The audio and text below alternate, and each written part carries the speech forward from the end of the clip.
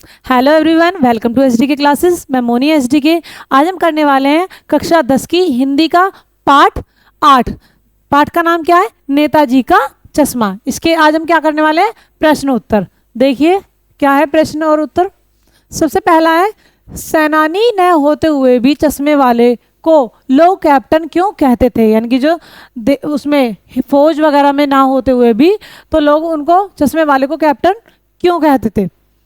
उत्तर है, सेनानी ने होते हुए भी चश्मे वाले को लोग कैप्टन इसलिए कहते थे क्योंकि उसके अंदर देशभक्ति की भावना कूट कूट कर भरी हुई थी। किसकी भावना भरी हुई थी? देशभक्ति की। वह स्वतंत्रता आंदोलन में भाग लेने वाले सेनानियों का भरपूर सम्मान करता था। यानी कि वो देशभक्ति के लिए अगर कोई भी कुछ काम कर रहा था वो क्या करते? उनका सम्मान करने वाले थे। नेक्स्ट है, हालदार साहब ने ड्राइवर को पहले चौराहे पर गाड़ी रोकने के लिए मना किया था, लेकिन बाद में तुरंत रोकने को कहा। फर्स्ट पॉइंट है, हालदार साहब पहले मायूस क्यों हो गए थे। नेक्स्ट है, मूर्ति पर सरकंडे का चश्मा क्या उम्मीद जगाता है। और आगे, हालदार साहब इतनी सी बात पर भावुक क्यों हो गए। देखिए पहले का आंसर है, जो हालदार साहब पहले मायूस क्यों हो गए, हम पहले उसका आंसर देखेंगे। हालदार साहब पहले इसलिए मायूस हो गए थे क्योंकि वे सोच रहे थे कि कस्बे के चौराहे पर सुभाष चंद्र बोस की प्रतिमा तो अवश्य मिलेगी। यानी कि वो जब उस चौराहे से जा रहे थे तो वो क्या कह रहे थे कि वहाँ पर उस चौराहे पर नेताजी की तस्वीर यानी कि जो मूर्ति थी वो अवश्य मिलेगी, परंतु उनकी आंखों पर चश्मा नहीं मिलेगा। चश्मा लगाने वाला देशभक्त कैप्टन तो मर चुका है और वहाँ अब किसी में वैसी देश प्रेम की भावना नहीं है। यानी कि जो चश्मे लगाता था मूर्ति पर वो कैप्टन तो मर चुका है और लोगों में इतने सालों में उन्होंने ये नहीं देखा कि कोई और भी देशभक्ति के लिए प्रेरित है। यानी कि अब किसी में वैसी देश प्रेम की भावना नहीं है। नेक्स्ट है, मूर्ति पर सरकंडे का चश्मा यह उम्मीद जगाता है कि अभी लोगों के अंदर देशभक्ति की भावना मरी नहीं है। यानी कि जो उनके ऊपर जो मूर्ति पर जो सरकंडे का चश्मा था वो ये उम्मीद जगाता था कि अभी लोगों के अंदर देशभक्ति की भावना मरी नहीं है, भावी पीढ़ी इस धरोहर को संभाले हुए है। बच्चों के अंदर देशभक्त और देश प्रेम का जज्बा है, यानी कि देश को प्रेम करने का जज्बा अभी भी है बच्चों में, अतः देश का भविष्य सुरक्षित है। यानी कि वो क्या कह रहे हैं? देश का भविष्य अभी भी सुरक्षित है। वो परेशान हो रहे थे। आगे, जब उन्होंने नेताजी की प्रतिमा की आंखों पर चश्मा लगा देखा तो हालदार साहब के मन की निराशा की भावना अचानक ही आशा के रूप में परिवर्तित हो गई। यानी कि वो क्या हो गई? चेंज हो गई। उनके मन में एक आशा जगी कि अभी भी जो कैप्टन था वो मर चुका था पर लेकिन उसके बाद भी अभी कोई तो है जो इसके अंदर देश प्रेम या देशभक्ति की भावना है। ठीक है, कि वो उन्हें कैसे पता चला? क्योंकि सरकंडे का जो चश्मा था वो उनकी मूर्ति पर उन्होंने लगा हुआ देखा। आगे बोल रहे हैं, और उनके हृदय की प्रसन्नता आंखों से आंसू बनकर छलक उठी। यानी कि जब वो खुश हुए तो उनकी आंखों से आंसू छलक उठे खुशी में। उन्हें यह विश्वास हो गया कि देशभक्ति की भावना भावी पीढ़ी के मन में भी पूरी तरह भरी हुई है। यानी कि जो नई पीढ़ी आ रही है उनके अंदर भी देशभक्ति की भावना अभी उनके अंदर है। आगे देखिए, आशय स्पष्ट कीजिए। बार बार सोचते क्या होगा उस कौम का जो अपने देश की खातिर घर गृहस्थी, जवानी, जिंदगी सब कुछ होम देने वालों पर भी हंसती है और अपने लिए बिकने के मौके ढूंढती है। क्या होगा उस कौम का? वो बोल रहे हैं। देखिए, हालदार साहब बार बार सोचते रहे कि उस कौम का भविष्य यानी कि उस कौम का जो फ्यूचर है वो कैसा होगा जो उन लोगों की हंसी उड़ाता है जो अपने देश की खातिर घर गृहस्थी, जवानी, जिंदगी सब कुछ त्याग देते हैं। यानी कि ऐसी कौम का क्या होगा, ठीक है, कि उन लोगों की हंसी उड़ाते हैं जो अपने देश के खातिर अपने घर गृहस्थी, जवानी, जिंदगी जो सब कुछ त्याग देते हैं। यानी कि जैसे हमारे जो फौजी होते हैं, हमारे देश के जो फौजी होते हैं वो क्या करते हैं? सबसे पहले उनका क्या छूटता है? उनका घर गृहस्थी, उनका जीवन, जिंदगी जो भी है, उनका जो खेलने का समय है, जो उनके घर गृहस्थी है, यानी कि जो उनके लाइफ स्टाइल है। आजकल के जो बच्चे होते हैं जो फौज में नहीं जाते वो अपने परिवार के साथ हर पल को महसूस करते हैं, हर पल बिताते हैं। तो वो, और सबसे पहले जो हमारे देश के जो फौजी है वो क्या करते हैं? अपने घर गृहस्थी, जवानी, जिंदगी इनकी सब कुछ त्याग देते हैं अपने देश के लिए।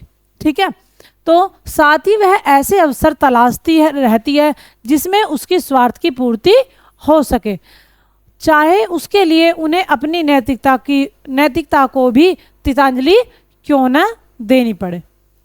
अर्थात आज हमारे समाज में स्वार्थ पूर्ति के लिए अपना ईमान तक बेच दिया जाता है। यहाँ देशभक्ति को मूर्खता समझा जाता है।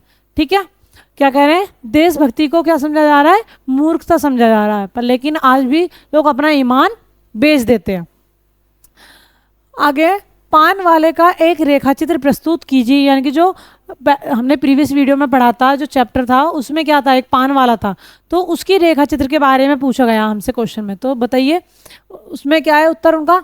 पान वाला काला, मोटा और खुशमिजाज आदमी था। पान वाला कैसा था, काला, मोटा और खुशमिजाज आदमी था। उसके सिर पर गिने चुने बाल ही बचे थे। ज़्यादा पान खाने के कारण उसके दांत काले लाल हो चुके थे। यानी कि जब कोई बहुत ज़्यादा पान खाता है या कोई गुटखा वगैरह खाता है, आपने किसी को देखा हो, तो वो क्या होता है, उसके दांत खराब हो जाते हैं, किसी के लाल हो जाते हैं। तो उसमें क्या होता है, काले लाल हो चुके थे। वह हरदम अपने मुंह में पान भरे रहता था। यानी कि वो क्या करते थे, वो हर समय अपने मुंह में पान भरे रहता था। ठीक है, आगे देखिए, नेक्स्ट क्वेश्चन की तरफ बढ़ते हैं। इससे पहले मैं आप लोगों से कुछ कहना चाहूँगी। प्लीज़ हमारे चैनल को लाइक करें, सब्सक्राइब करें एंड ज़्यादा से ज़्यादा शेयर करें। देखिए आगे बढ़ते हैं नेक्स्ट क्वेश्चन की तरफ कि वो लंगड़ा क्या जाएगा फौज में, पागल है पागल। उन्होंने क्या बोला, जो देशभक्त था, जो कैप्टन था, उन्होंने क्या बोला कि वो क्या लंगड़ा फौज में जाएगा, वो पागल है पागल। तो कैप्टन के प्रति पान वाले की इस टिप्पणी पर अपनी प्रतिक्रिया लिखिए। यानी कि ये किसने बोला था, पान वाले ने बोला था। लेकिन किसके लिए बोला था, कैप्टन के लिए, जो मूर्ति पर हमेशा हर रोज चश्मे लगाता था। उत्तर है, यह टिप्पणी कैप्टन के बारे में हालदार साहब द्वारा पूछे जाने पर पान वाले द्वारा कही गई थी, जो बिल्कुल उचित नहीं थी। यानी कि जो बिल्कुल ठीक नहीं थी कि उन्होंने इस तरीके से उनके लिए टिप्पणी की। कैप्टन शारीरिक रूप से अक्षम था। यानी कि जो कैप्टन था, जो चश्मे लगाने वाला था, तो वो क्या था, वो शारीरिक रूप से स्वस्थ नहीं था। वो क्या थे, लंगड़े थे, जिसके लिए वह फौज में नहीं जा सकता था। वो लंगड़े की वजह से क्या हो गया, वो फौज में नहीं जा सकता था। परंतु उसके हृदय में जो अपार देशभक्ति की भावना थी, यानी कि जो उसके दिल में अपने देश के लिए जो देश प्रेम था, यानी कि जो अपने देशभक्ति थी, उसकी जो भावना थी देश के लिए, वह किसी फौजी से कम नहीं थी। यानी कि क्या थी, वो किसी फौजी से कम नहीं थी। कैप्टन अपने कार्यों से जो असीम देश प्रेम प्रकट करता था, उसी कारण पान वाला उसे पागल कहता था। पान वाला क्या कहता था, उसे पागल कहता था। ऐसा कहना पान वाले की स्वार्थपरता की भावना को दर्शाता है, यानी कि जिसमें उसका स्वार्थ, ठीक है, जो सर्वथा अनुचित था। वास्तव में तो पागलपन की हद तक देश के प्रति त्याग व समर्पण की भावना रखने वाला व्यक्ति श्रद्धा का पात्र है, उपहास का नहीं। यानी कि वो श्रद्धा का पात्र है, यानी कि वो तारीफ के काबिल है, लेकिन उपहास का नहीं, यानी कि उसकी बुराई का मतलब नहीं होना चाहिए। ठीक है, आगे देखिए, आगे रचना और अभिव्यक्ति देखिए क्या है। निम्नलिखित वाक्य पात्रों की कौन सी विशेषता की ओर संकेत करते हैं।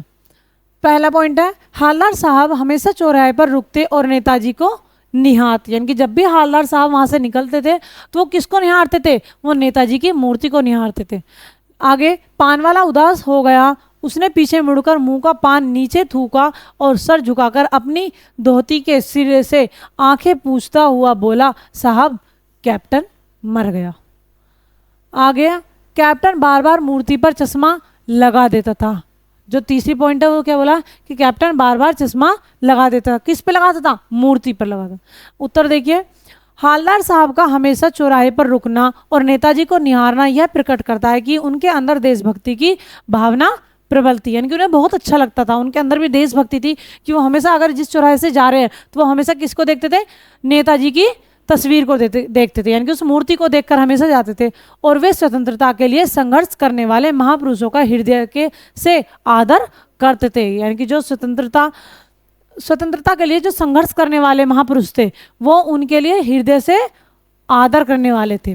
ठीक है, नेताजी को पहनाए गए चश्मे के माध्यम से वे कैप्टन की देशभक्ति को देखकर खुश होते थे, जिनके लिए उनके मन में श्रद्धा थी। यानी कि उस कैप्टन के लिए भी वो खुश होते थे कि उनके अंदर देशभक्ति की भावना।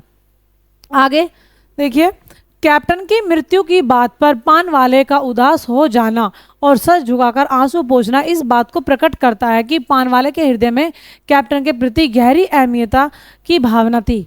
वो बेशक कितनी मजाक लेते थे या उसको कहते थे कैप्टन चश्मे वाले को कि पागल है पागल, ये क्या फौज में जाएगा, पर लेकिन उनके अंदर भी उस कैप्टन को लेके एक हृदय में उनके लिए भी प्यार था, प्रति गहरी आत्मीयता की भावना थी। कहीं ना कहीं उसके मन में भी कैप्टन की देशभक्ति के लिए श्रद्धा थी, जिस कारण कैप्टन के मर जाने पर वह दुखी हो गया। उपरोक्त घटना से पानवाले की संवेदनशीलता और देश प्रेम की भावना का पता चलता है। यानी कि वो कितनी मजाक में उसके लिए बुरा कह रहे थे, पर लेकिन उनके अंदर भी उसके लिए एक प्रेम की भावना थी, एक देशभक्ति की भावना थी। आगे देखिए, कैप्टन द्वारा बार बार मूर्ति पर चश्मा लगाना यह प्रकट करता है कि वह देश के लिए त्याग करने वाले लोगों के प्रति अपार श्रद्धा रखता था। उसके हृदय में देशभक्ति और त्याग की भावना कूट कूट कर भरी हुई थी। ठीक है, नेक्स्ट देखना।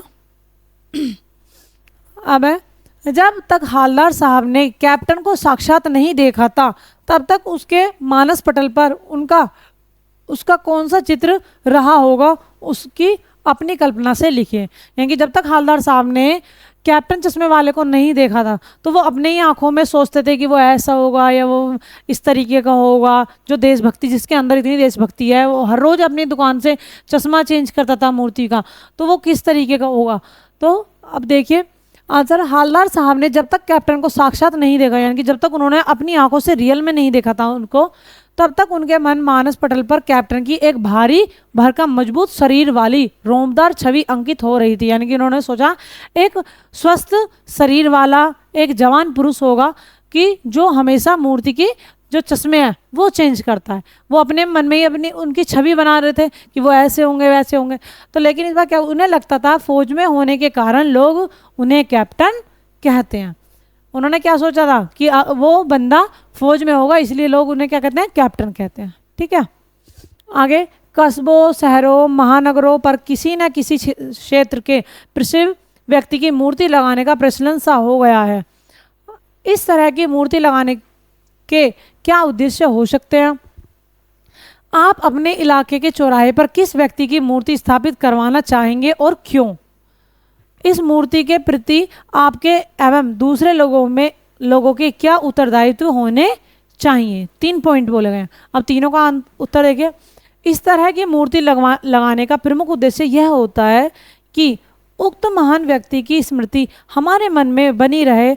हमें यह स्मरण रहे कि उस महापुरुष ने देश व समाज के हित के लिए किस तरह के महान कार्य किए। यानी कि क्या होता है, अगर कोई तस्वीर लगी होती है तो बार बार जब नजरें जाती है सभी लोगों की तो उनको देखकर क्या याद करते हैं कि इस इंसान ने इस देशभक्ति के लिए यानी कि देश के लिए क्या क्या काम किए हैं, तो महान कार्य किए हैं। उसके व्यक्तित्व से प्रेरणा लेकर हम भी अच्छे कार्य करें, यानी कि उनसे सीख लेकर हम भी अच्छे कार्य करें जिससे समाज व राष्ट्र का भला हो, यानी कि जिससे समाज का और देश का भला हो। देखिए आगे, हम अपने इलाके के चौराहे पर महात्मा गांधी की मूर्ति स्थापित करवाना चाहेंगे।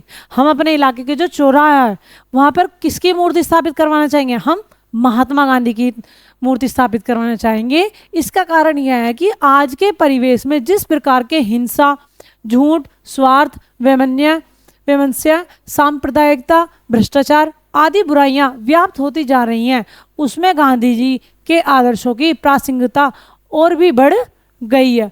गांधी जी की मूर्ति स्थापित होने से लोगों के अंदर सत्य, अहिंसा, सदाचार, सांप्रदायिक सौहार्द आदि की भावनाएं उत्पन्न होंगी। इससे समाज व देश का वातावरण अच्छा होगा। क्या होगा? इससे हमारे देश का भला होगा और वातावरण और समाज का अच्छा होगा।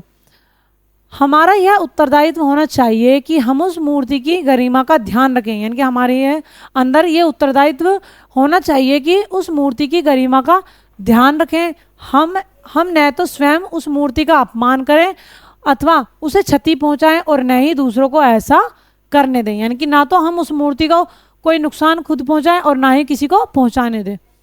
हम उस मूर्ति के प्रति पर्याप्त श्रद्धा प्रकट करें एवं उस महापुरुष के आदर्शों पर भी स्वयं भी चले तथा दूसरे लोगों को भी चलने के लिए प्रेरित करें, यानी कि दूसरे लोगों को भी हम उस चीज़ के लिए ऐसा करने के लिए मनाएं। ठीक है, आगे देखिए नेक्स्ट क्वेश्चन। निम्नलिखित पंक्तियों में स्थानीय बोली का प्रभाव स्पष्ट दिखाई देता है, आप इन पंक्तियों को मानक हिंदी में लिखिए। कोई ग्राहक आ गया समझो, यानी क्या कह रहे हैं, कोई ग्राहक आ गया समझो, उसको चौड़े चौखट चाहिए तो कैप्टन किधर से लाएगा, तो उसको मूर्ति वाला दे दिया, उधर दूसरा बैठा दिया। यानी कि अगर आपकी दुकान पे कोई कस्टमर आ जाता है, यानी कि कोई ग्राहक आ गया और आपकी दुकान पर आजकल जो डमी वगैरह होती है, तो वहाँ पे अगर आपकी डमी ने कोई ड्रेस पहनी हुई है, ठीक है, जैसे हमारे शोरूम है तो हम वहाँ पर डमी वगैरह लगी हुई हैं, तो अगर हमने अपनी डमी को कोई कपड़े पहनाए हुए हैं और हमारे शोरूम पर कोई कस्टमर आ जाए, कोई ग्राहक आ जाए और उसको वो ड्रेस पसंद आ जाए, तो क्या करेंगे हम? उसने क्या किया, उसने भी मूर्ति जी पे से उतार के अपने ग्राहक को दे दिया, और हम भी अगर नहीं है और तो उस डमी से उस ड्रेस को उतारेंगे और अपने ग्राहक को दे देंगे और अपनी डमी को दूसरी ड्रेस पहना देंगे। तो इसी तरीके से उन्होंने बोला कि दूसरा बैठा दिया। उत्तर देखिए, मानक हिंदी में रूपांतरित, अगर कोई ग्राहक आ गया और उसे चौड़े चौखट चाहिए तो कैप्टन कहाँ से लाएगा, तो उसे मूर्ति वाला चौखट दे देता है और उसकी जगह दूसरा लगा देता है। ऐसे तो करते हैं। देखिए आगे जो हमारा लास्ट प्रश्न है, देखिए क्या है, भाई खूब, क्या आइडिया है। इस वाक्य को ध्यान में रखते हुए बताइए कि एक भाषा में दूसरी भाषा के शब्दों के आने से क्या लाभ होते हैं, यानी कि एक भाषा से दूसरी भाषा के आने में क्या लाभ होते हैं, क्या प्रॉफिट होता है।